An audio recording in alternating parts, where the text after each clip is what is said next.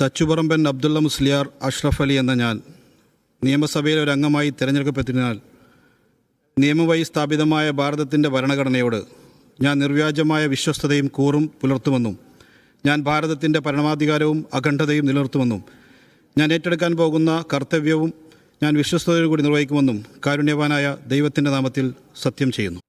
T P Ashraf Ali സത്യപ്രതിജ്ഞ ചെയ്ത് അധികാരമേറ്റു.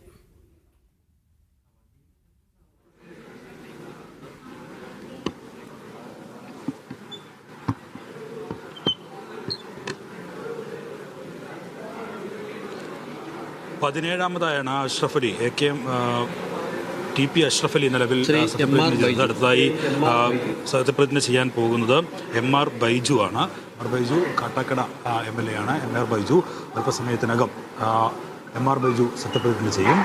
പതിനേഴാമത് നമ്പറായാണ് നിലവിൽ സത്യപ്രതിജ്ഞ ചെയ്യുന്നത്.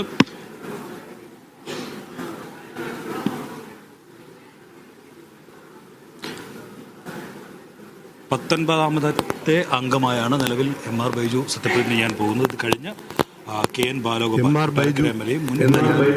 നിയമസഭയിലെ ഒരംഗമായി തിരഞ്ഞെടുക്കപ്പെട്ടിരിക്കുന്നതിനാൽ നിയമം വഴി സ്ഥാപിതമായ ഭാരതത്തിൻ്റെ ഭരണഘടനയോട് ഞാൻ നിർവ്യാജമായ വിശ്വസ്തതയും കൂറും പുലർത്തുമെന്നും ഞാൻ ഭാരതത്തിൻ്റെ പരമാധികാരവും അഖണ്ഡതയും നിലനിർത്തുമെന്നും ഞാൻ ഏറ്റെടുക്കുവാൻ പോകുന്ന കർത്തവ്യം ഞാൻ വിശ്വസ്തയോടുകൂടി നിർവഹിക്കുമെന്നും ദൈവത്തിൻ്റെ നാമത്തിൽ സത്യം ചെയ്യുന്നു.